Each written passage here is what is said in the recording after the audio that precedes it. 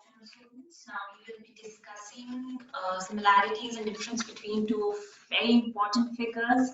I have chosen this for something, for a very important reason, Mohandas Karamchand Gandhi and Dr. B.R. Ambedkar, because they are two personalities which would always be seen as poles apart. However, there are certain similarities that we could see. Basic ideologically, if you see, there are certain points of assimilations, but there are also certain points of differences, which does make this study very interesting. And I would like if you would send in your ideas to me as well, whether you think Mohandas Karamchand Gandhi and Dr. B.R. Ambedkar were similar or their ideologies were different, personality-wise, political life-wise, any interesting factor that you would like to add beyond what I've pointed out, I would be more than interested in it. And let's get started with this. So Gandhi and Ambedkar received English primary education. Ambedkar's father was posted in Mau, and there he went to an army school.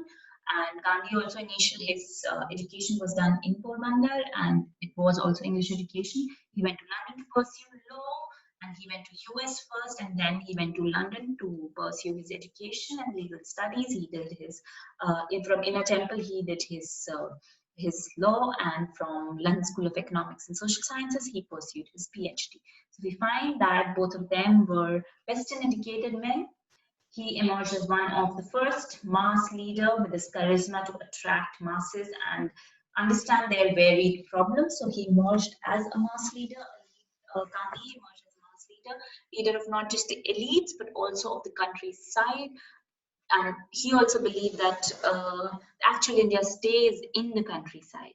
Ambedkar was, on the other hand, first leader to be emerged of the depressed class, and he was able to unite them on the basis of problems faced by them at each level. At level of inequality that is done on regular basis, at the level of inequality done when you are educated and yet you are not getting jobs just because of your caste status, difference in terms of representation, everywhere. Ambedkar was the first person to then become a leader who talked about how the depressed class can improve themselves. So he also talked about self-reliance. He also talked about self-help to uplift the depressed class. Gandhi also talked about a similar way in a more holistic manner. He talked about Indians in general, and Ambedkar talked about just the class that he belonged to, that is the depressed class. Though both were, for the first time, a mass leader of the masses and a leader of the depressed classes. Faced racial discrimination in South Africa. Gandhi's initial, the way why he designed Satyagraha, the entire process of non-violence and ahimsa, came out because of his experiences in South Africa. Ambedkar, he faced discrimination due to caste at every level. It was only when he was in the West is when he did not feel that alienation or that discrimination, and otherwise most of his entire ideology is based on the discrimination. Gandhi's entire ideology is based on and his future plan was based on the discrimination that he faced in South Africa. He wrote several books. He wrote some books that became the basis of Gandhian philosophy, and Ambedkar also wrote several books that became basis of Ambedkarite ideology. And thus we find that both of them, their ideologies are read out loud, are currently in aspect of studying, and they have become separate philosophy and ideology. Ambedkarite has become an ideology of the depressed classes, and Gandhian philosophy is then a philosophy that is ideology and a philosophy that is not just read in India. in the Indian subcontinent, but all across the world, when we talk about peace and when we talk about non-violent, when we talk about movements, we study both the Ambedkarite ideology and the Gandhian ideology and how to mobilize masses. Gandhi believed in non-violent protest. Ambedkar also believed in non-violent protest and constitutional reform. So what he really wanted was the help of the British government to make sure that the position of the depressed class is uplifted. And thus we find that when he went for a satyagraha where people were not allowed to use water from the well, it was a non-violent form of protest. And again, for the term Harijan that was used by Gandhi, he went on a satyagraha saying that any term that has to come for depressed class should come from the depressed class and not from somebody who's not part of the depressed class. Gandhi also worked for upliftment of depressed class with the whole ideology of self-help, self-reliance, and the whole concept of Harijan. He fasted for self-purity, and then thus he also initiated the ideas of how equality should be reached irrespective of caste, class, creed, sex, and any other differences. While on the other hand, Ambedkar became the champion of depressed classes reform. That we have studied how he's spent his entire life on upliftment of the depressed class. His entire ideology, his entire motivation after he became after he finished his PhD and then became the barrister was to uplift the depressed classes, and wherever key places where he can talk about how depressed classes can then be reformed, he was talking about that.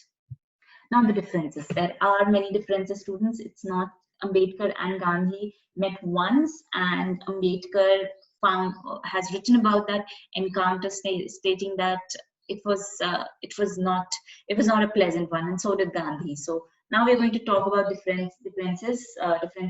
Gandhi belonged to upper caste and was treated well within the subcontinent. So when he was in India, before after coming back from South Africa, before that also he was upper caste. When he came back, he had this whole I would say, already preceding his personality was the entire struggle that he had done in South Africa. So he left with as an upper caste Hindu and came back as a lawyer, a very, very renowned lawyer, plus somebody who had started a revolt of a satyagraha, form of resistance, a successful resistance in South Africa, which fought against the imperialist ideology. Ambedkar belonged to scheduled caste and had to always face discrimination. The only time that he did not face discrimination was when he was in the West. When he came back with all his degrees, his PhD, his graduation degree, his post-graduation, and the accolade that he has received in his academic fraternity. When he came back, he had to face the entire discrimination over again, because when he was part of college in Pune, the faculty members had a problem with using the same jug in which he would also drink water from. So imagine the kind of discrimination that he had to face, irrespective of how much successful he got. Gandhi rejected the Simon Commission on the basis Indian National Congress rejected Simon Commission, and Gandhi was part of it, because in that Simon Commission there was not even a single Indian who was part of it, and Simon Commission was something that was being devised for upliftment of the changes that needs to be brought about in the Indian Constitution, or the Constitution of the British Rajdom in India. Ambedkar was part of the Simon Commission. In fact, he had given several pointers stating how Simon Commission can utilize ideologies, and he had made several suggestions to Simon Commission. Gandhi was against separate electorate. Ambedkar was the one who suggested separate electorate for depressed classes, and thus we find that the Pune Pact that happened was of this ideology, because in the second roundtable conference, Ambedkar had categorically specified that he wanted a separate electorate for the depressed class, and Gandhi was completely against it because he could see that Britishers are going to divide the electorate so that there is no unity amongst the Indians, and if there is any motion that needs to be passed, it would be easily rejected because there would be no consensus. He used the term Harijan as a term for scheduled caste, and Ambedkar had argued that this term was both condescending and demeaning.